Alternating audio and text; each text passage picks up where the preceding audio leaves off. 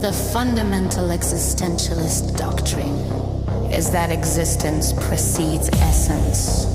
Huh. What's that supposed to mean? It means that